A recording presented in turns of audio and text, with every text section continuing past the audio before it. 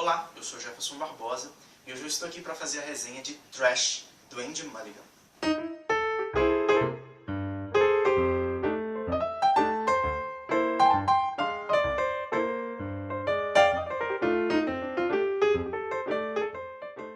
Andy Mulligan é um escritor inglês que nasceu em 1962, no sul da Inglaterra, e ele por 10 anos atuou como diretor de teatro. Entretanto, ele abandonou isso e ele decidiu se tornar professor de inglês e professor de teatro. E ele já foi professor nas Filipinas, na Índia, na Grã-Bretanha e no Brasil, uma coisa bastante interessante. Seu livro mais famoso é Trash, que vai ser resenhado hoje e já foi traduzido para vários idiomas e chega ao Brasil uma edição muito bonita pela Kozak Naif. Como eu descobri esse livro? Foi através do novo projeto do Stephen Daldry, que é um diretor de cinema. Ele dirigiu As Horas e O Leitor, que são dois filmes maravilhosos, e ele vai dirigir então a adaptação de Trash. Uma coisa bastante interessante também do filme é que ele vai contar com os personagens principais, os 3 atores principais são brasileiros, vai contar também com a participação do Selton Mello, do Wagner Moura, e atores internacionais como a Rooney Mara, que fez Os Homens que Não Amavam as Mulheres, e o Martin Sheen. Então promete ser uma coisa bastante legal, então por isso que eu fiquei interessado pelo livro. Você sabia que para os políticos deste país a única coisa que importa é dinheiro? Com dinheiro você compra poder. Poder. Okay, tell me your story.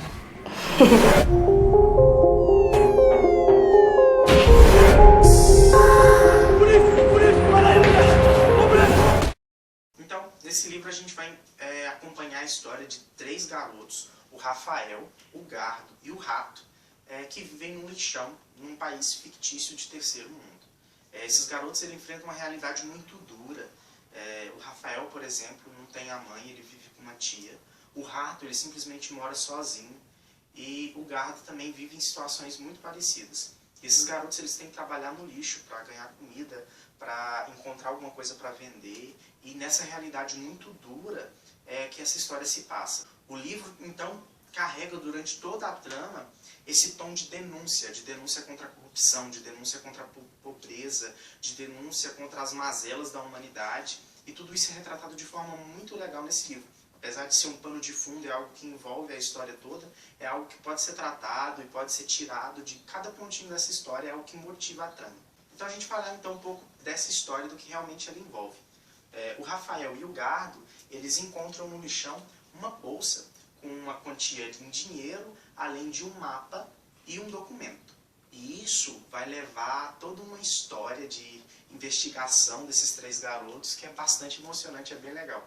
Gostei da maneira como ele consegue tratar de uma história, mesmo sendo de aventura, mesmo sendo um pouco mais juvenil, com um pano de fundo adulto, um pano de fundo coerente. E isso acrescenta muito para a história, traz profundidade, porque aqui, e a maneira como ele conta a história também é diferente. Porque por se tratar de uma investigação policial, os capítulos do livro são tratados como se fossem depoimentos. E o livro é muito bem escrito no sentido de que realmente parece que você está tendo uma conversa, de que é uma mesa ali de inquérito e você está sentado de cá, ouvindo os depoimentos, e eles estão ali debatendo sobre quem vai contar que parte, ou essa parte é contada por tal pessoa, essa parte é contada por tal personagem. Então você tem uma quebra da 4ª parede e você já conversa diretamente com os personagens. Isso é interessante por quê? Porque você já tem uma ligação direta já com os personagens do livro.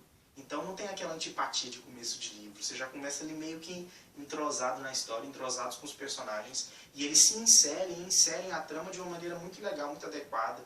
Eles conseguem soltar aqueles spoilerzinhos assim, pequenininhos, de que vão te deixar mais ansiosos para ver o final da trama. E você continuar ali ligado e você não consegue desgrudar das páginas do livro. Como cada personagem então vai narrar uma parte do livro, o que a Kozak Naif, o que essa edição gráfica pensou para auxiliar nessa troca dos narradores sem confundir o leitor? O que eles fizeram? Então eles trocam as fontes daquela parte para cada narrador. Então você vai ter fontes diferentes para cada narrador que conta a história. Você tem fontes com serigrafia, fontes sem, fontes com negrito, fontes mais finas, fontes mais espaçadas. E isso te ajuda a identificar qual narrador que é. Além deles sempre falarem no começo do capítulo, aqui é o Rafael, aqui é o Gardo, aqui é o Rato. Então você consegue identificar. Por que isso é necessário? Porque no começo do livro, cada capítulo é de um narrador. Entretanto, conforme a história vai chegando perto do clímax, tem capítulos em que os narradores estão todos juntos ali, ficam trocando, então isso facilita a leitura.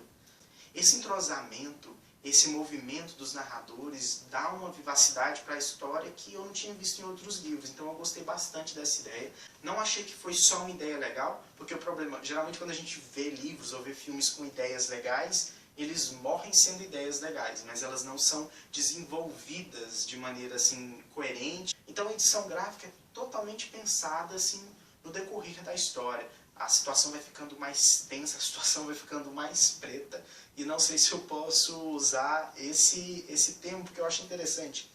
Tanto é que a situação vai ficando mais preta, que no começo dos capítulos, a gente tem essa imagem, por exemplo, parte 1. E conforme os capítulos vão se desenvolvendo, as partes vão se desenvolvendo, a gente tem que isso vai ficando mais escuro, parte 2. Até chegar na parte 5, que já está quase totalmente escura. E na última, quando tudo fica resolvido, a gente tem um apêndice todo preto. Então são essas minúcias da parte de edição gráfica que tornam o livro assim espetacular. Então você vai descobrindo essas coisinhas ao pouco conforme você for lendo, então é fenomenal. Parabéns pela edição. A história ela consegue ser triste quando ela tem que ser triste, ela consegue agir como um papel de denúncia quando ela tem que agir como papel de denúncia, seja contra a corrupção, que é um dos grandes temas do livro, a corrupção, os políticos, e seja contra a forma como a humanidade é tratada, a forma como esses garotos estão vivendo o mundo, enquanto outros estão vivendo num mundo totalmente fora do normal. São dois mundos totalmente desnivelados e um do lado do outro, e é isso que a gente vê na atualidade. E esse livro ele consegue traduzir e fazer um papel de denúncia muito grande quanto a esse aspecto. E, é claro, sem perder o tom de aventura, que é importante para qualquer narrativa de livro. Por isso que eu gostei muito de Trash, e eu acho que a obra cinematográfica vai ser fantástica, tanto pelos atores que vão estar no filme, tanto pelo diretor, que tem obras maravilhosas, e pela obra que ele está sendo inspirada, que é fantástica. Por isso eu dou 4 estrelas para Trash, e não vejo a hora de ver o filme no cinema. Como eu já disse, a edição saiu então pela Kozak Naif, essa edição maravilhosa.